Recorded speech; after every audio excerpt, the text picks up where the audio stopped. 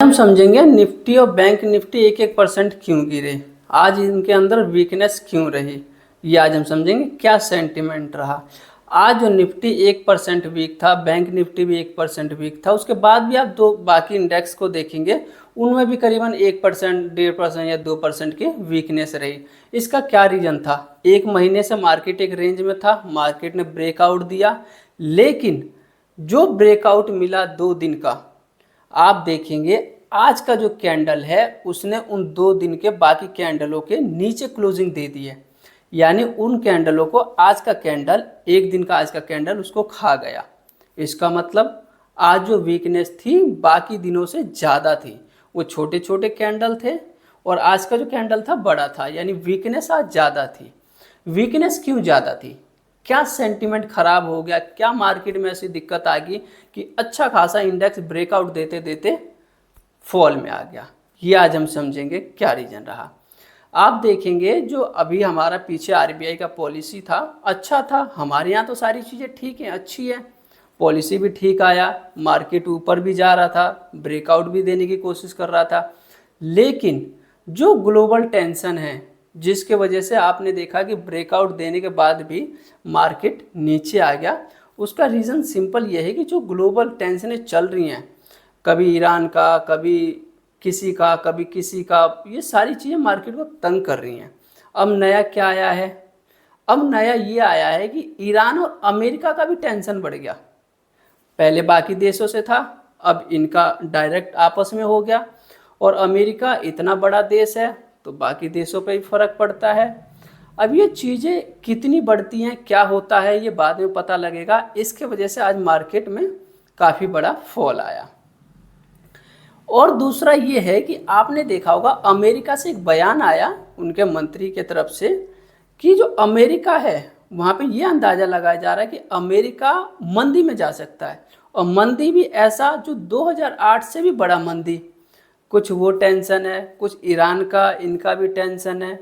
तो ये जो सेंटिमेंट है ना, ये मार्केट को तंग कर रहा है। मार्केट जाना चाहता है ऊपर, लेकिन वो फॉल दे देता है, क्योंकि मार्केट को चाहिए अच्छी खबर, सारी चीज़ें ठीक होंगी, मार्केट चलेगा। लेकिन मार्केट को थोड़ा सा भी ख़राब लगता है वो फॉल दे देगा।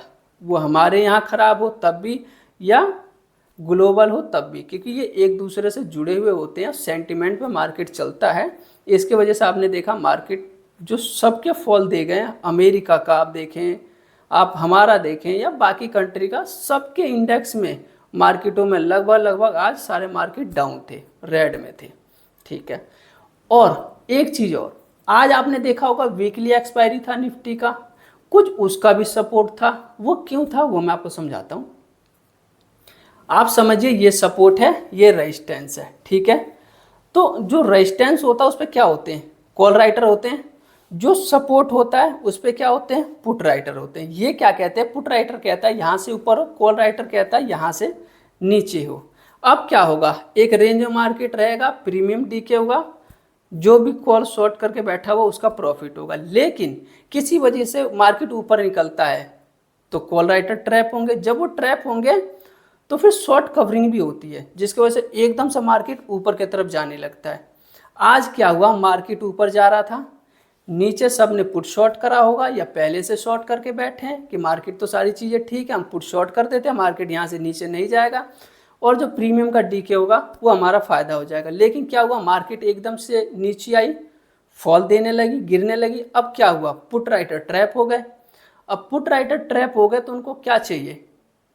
या तो मार्केट ऊपर बाउंस कर जाए, वो होगा नहीं, क्योंकि जब मार्केट नीचे आ रहा था तो ऊपर कॉल राइटर ज़्यादा हैवी हो गए थे, जिसकी वजह से मार्केट ने रिकवरी नहीं दिया। अब मार्केट रिकवरी नहीं देगा और पुट राइटर फंस चुका है, ट्रैप हो चुका है, तो वो क्या करेगा? वो अपनी पोजीशन को कट करेगा। पोजीशन को कैसे कट करता है? कोई भी सेलर हो उसको अगर कॉल का काटना है, पुट का काटना है, तो कैसे करेगा? वो उसी चीज़ को बाय करेगा जिस मार्केट का डायरेक्शन होगा। मार्केट का डायरेक्शन ऊपर है तो उसको बाय करना होगा कॉल, और ऊपर मार्केट जाता है क्योंकि इनकी बड़ी पोजीशन कटती है और पहले से ही मार्केट ठीक है, ऊपर जाएगा। आज मार्केट खराब था पहला, और दूसरा कॉल राइटर ट्रैप हो गए, उनको अपनी पोजीशनें काटनी है क्योंकि आज एक्सपायरी भी है, कॉन्ट्रैक्ट खत्म हो जाएगा, नया कॉन्ट्रैक्ट आएगा। तो अब ये फंस चुके हैं। अब क्या हुआ? मार्केट नीचे गिरा, सेंटीमेंट खराब था उसके वजह से। और दूसरा क्या हुआ? इनकी जो सारी पोजीशन है वो कटी। किसी का एसएल कहीं था, किसी का कहीं था, किसी का कहीं था, उन सब ने अपनी पोजीशनें काट दी। पुट राइटर ने पोजीशन काट दिया, मार्केट एकदम से फॉल दे गया।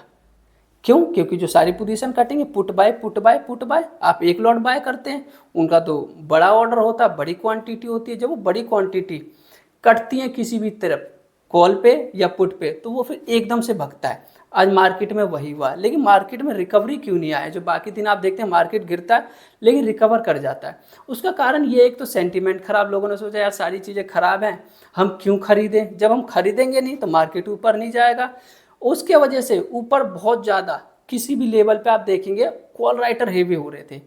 वो अपनी पोजीशन नहीं छोड़ना चाहते, उनको पता है कि भाई सेंटीमेंट खराब है, यहाँ से मार्केट नीचे रहेगा, कॉल जो हमने बेचा हुआ शॉर्ट करा हुआ है वो डीके हो जाएगा, हमारा प्रॉफिट हो जाएगा। तो जो परेशान था पुट राइटर था, उन्होंने पोजीशन को कट करी और मार्केट एकदम से नीचे गिर गया और रिकवरी नहीं दिया। ये सारी चीज़ें हो गई, एक्सपायरी का भी कुछ रोल था, बाकी सेंटीमेंट खराब है। हमारे यहाँ ज़्यादा दिक्कत नहीं है क्योंकि हमारी अच्छी पॉलिसी है, ये सारी चीज़ें ठीक है। ये सेंटीमेंट है जो ग्लोबल का ठीक नहीं चल रहा, कभी कुछ आता ही रहता है, ठीक है ना। अब इसके अंदर क्या करेंगे हम? क्या अपनी पोर्टफोलियो खाली कर दें, इन्वेस्टमेंट छोड़ दें कि अब तो मार्केट बहुत गिर जाएगा? देखो हमारे यहाँ तो ऐसी दिक्कत है नहीं कि मार्केट बहुत ज़्यादा गिर जाएगा। हाँ, ग्लोबल दिक्कत है, हमें उनको फॉलो करना पड़ेगा, लेकिन जब चीज़ें सही होंगी तो वापस हमारा इंडेक्स भी ऊपर चला जाएगा। अब क्या करना है, कहाँ खराब होगा? देखो आज की जो कैंडल है ना, क्लोजिंग जिसने दिया है उसने ये बताया है कि थोड़ा सा सावधान हो जाए ऊपर की तरफ, लेकिन नीचे की तरफ आप बिल्कुल सब कुछ छोड़ दें, बेच दें, मुझे तो ऐसा नहीं लगता। बाकी आप क्या सोचते हैं आप कमेंट करके बताना। 24,500 के नीचे अगर जो मार्केट क्लोजिंग देता है तो ही मैं सोचूंगा कि मार्केट बहुत ज़्यादा वीक होने की कोशिश कर रहा है, और फिर हम क्या करेंगे, अपनी जो पोजीशन है उसको और बढ़ाएंगे। कैसे बढ़ाएंगे? अभी आप किसी शेयर को, आपने किसी शेयर को ले रखा है, किसी और शेयर को आप लेना चाहते हैं तो वो एक अच्छा मौका होगा। 100 रुपये की चीज़ 70 में मिलेगी, 80 में, 90 में, तो आपको लेना पड़ेगा। अगर जो मार्केट ग्रीन है, महंगा भाव मिलता है, मार्केट फॉल देगा तो आपको सस्ता भाव मिलेगा। तो 24,500 के नीचे तो मेरा इन्वेस्टमेंट होगा। वो एक लेवल मुझे देखना होता, सारी चीज़ें देखनी होती, फिर मेरा इन्वेस्टमेंट होता है। ऐसा नहीं कि मैं कहीं भी इन्वेस्टमेंट कर देता हूँ। तो मैं तो पैनिक में नहीं जाने वाला, जो मार्केट फॉल देगा वो मेरे लिए एक चांस होगा।